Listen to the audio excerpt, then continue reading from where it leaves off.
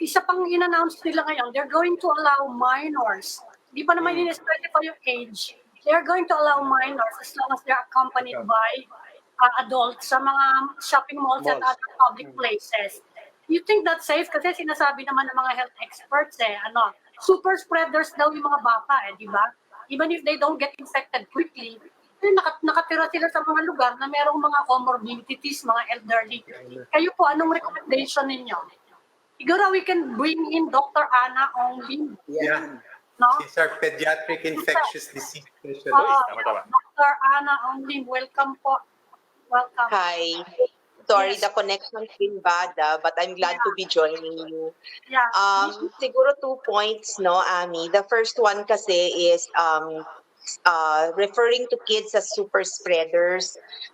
Siguro, kasi may technical definition yung super spreaders baka mas accurate to talk about the possibility na pwede silang manghawa even if they're not symptomatic, and we have to recognize that fact, no? Pero kumpara sa ibang mga respiratory infections tulad ng trangkaso, where recognized na ang bata talaga ang driver ng transmission, sa COVID baliktad. Mas likely silang mahawa kaysa manghawa. Ganun ang behavior. Oh, really? Yes. So, pero bakit ganon? Bakit ganon? What is it about the virus that makes it a reverse effect for kids? Well, one possibility is because of the way the virus infects kids less frequently and less severely, and therefore kung hindi sila gaanong matinding tinatamaan, then it stands to reason that mas hindi sila manghahawa, no? However, having said that, we're not saying that it's impossible for them to spread the disease, diba? That's not naman also true.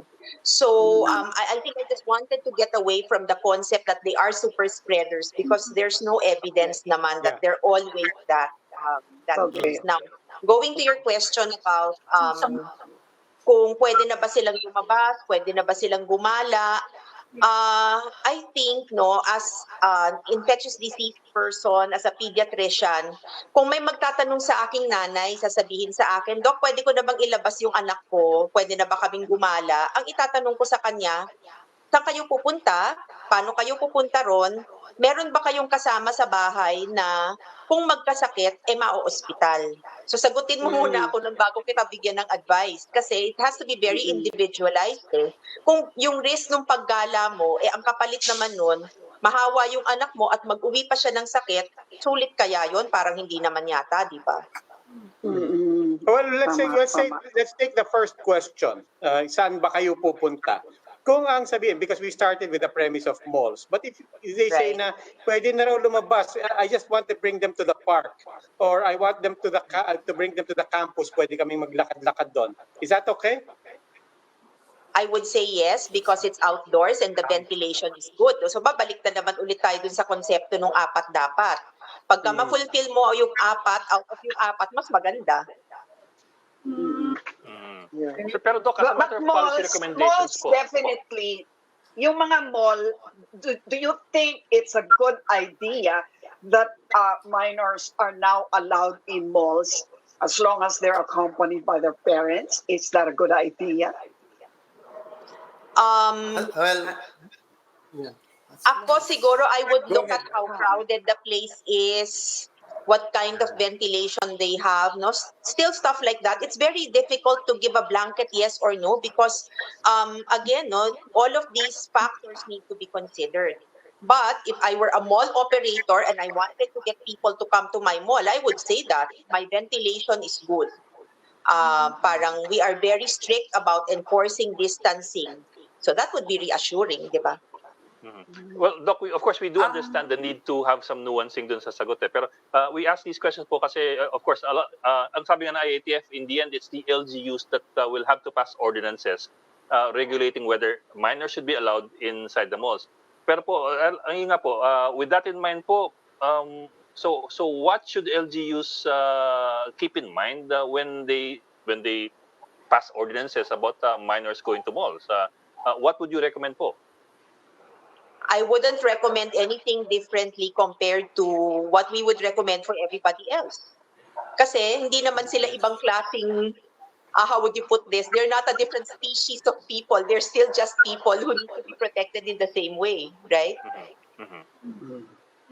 So in short, as long as they have masks, they have shields, and the malls have very clear protocols, okay naman. It's generally safe. Ganon. May, That ang, that's what Can you're I, saying ano? in effect.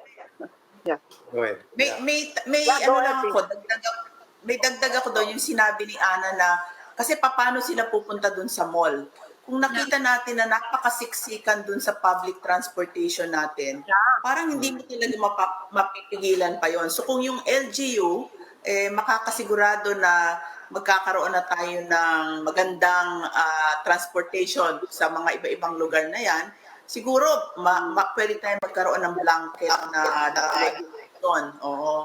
Pero kung hindi pa nila na-assure yung transportation na magkakalayo, hindi siksikan sa jeep, Yeah. medyo mahirap ka magsabi na pwede na.